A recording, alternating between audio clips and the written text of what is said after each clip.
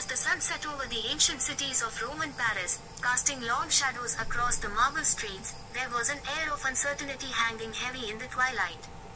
Europe had long been the epicenter of global power, its influence stretching across continents like the tentacles of an ancient leviathan. But beneath the surface, tectonic plates were shifting. Unseen by many, a new world order was quietly emerging from the east, and Europe was standing on the brink of an abyss it could scarcely comprehend. In the grand halls of Brussels, the leaders of Europe gathered, their faces etched with concern. It was clear now that the familiar balance of power was crumbling. Across the vast plains of Asia, China and India were rising, not like sleeping giants, but like phoenixes reborn from centuries of dormancy. These were not the nations of old, plagued by colonialism, division, and internal strife. No, these were nations that had tasted the sting of subjugation and now stood tall, wealthy, and technologically advanced, with memories long enough to remember the humiliation at the hands of Western powers. The numbers were staggering. In the year 1500, China and India together accounted for over 50% of the world's GDP. But by the mid-20th century, after centuries of exploitation and division, their share had shrunk to less than 10%. Now, in the 21st century, the pendulum had swung back, and with it came the specter of a world that was no longer dominated by the West. China, the world's second largest economy, was poised to overtake the United States. India, a nation of 1.4 billion, was not far behind, emerging as the fastest growing major economy. The once unimaginable had become inevitable. Yet, this new era was not simply a return to the past. The resurgence of China and India was unlike anything seen before. With technological advancements that rivaled and even surpassed those of the West, these nations had become pioneers of innovation. From artificial intelligence to quantum computing, from 5G networks to space exploration, they had the tools and resources to shape the future. And while Europe still clung to its old ways, stockpiling weapons and fortifying borders, China and India were building the future, together, with Japan standing alongside them like a quiet storm, waiting for the right moment to unleash its full potential.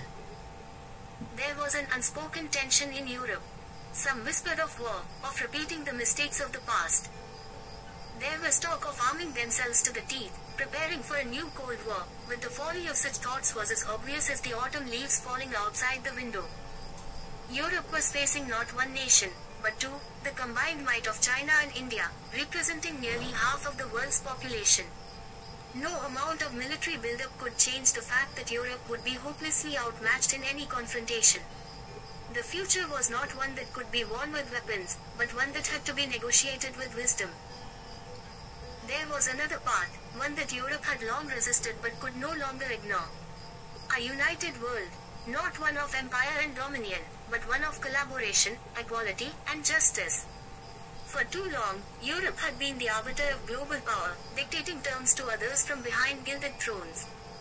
But that age was coming to an end, and Europe had a choice to make, to cling to the past, or to embrace the future.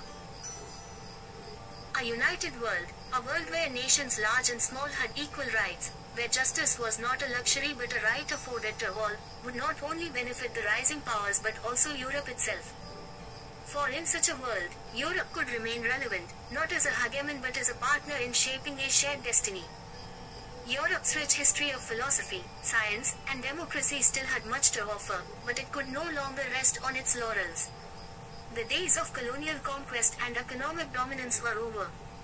If Europe failed to adapt, it would find itself on the margins of history, a relic of a bygone era, relegated to third world status while China, India, and Japan soared into the stratosphere. The leaders in Brussels debated endlessly, their voices rising in discord. Some argued for the old ways, more sanctions, more barriers, more weapons. But there were others, younger voices, who saw the writing on the wall. They spoke of unity, not as an abstract ideal but as a necessity for survival. They spoke of an interconnected world where borders were less important than ideas, where technological collaboration replaced military confrontation, and where the wealth of nations was measured not by GDP alone but by the well-being of their people. Outside the halls of power, the people of Europe were waking up to the same reality. The old order was dying, and with it, the certainties that had defined their world for centuries. There was fear, yes, but also hope. Hope that Europe could change, that it could be part of something greater than itself. For while a rich China and India could certainly harbor resentment for the past, they could also be partners in creating a new world, if only Europe had the courage to extend a hand, instead of raising a fist. In the east, the sun was rising again, casting its golden light over the great cities of Beijing, Delhi, and Tokyo. There was a new energy in the air, a sense of purpose that had been absent for so long. And while Europe clung to the twilight of its era, the East was stepping into the dawn of a new age, an age where wealth, technology, and power no longer belonged to the few but were shared among the many. The choice before Europe was clear: to forge a united world, where justice and equality were not just words but lived realities, was to secure its place in the future. To continue down the path of isolation and militarization would be to consign itself to irrelevance. The rising tide of Indochina, China, India, and Japan, was too hot for any one nation, or even one continent, to handle alone. Together, they could be a force for good. Divided, they could become the architects of Europe's decline. The winds of change were blowing, and the sands of power were shifting beneath their feet. Europe had a choice to make, one that would echo through the ages. It was not a choice between East and West, but between unity and division, between progress and decline. The world was watching, and the future was waiting.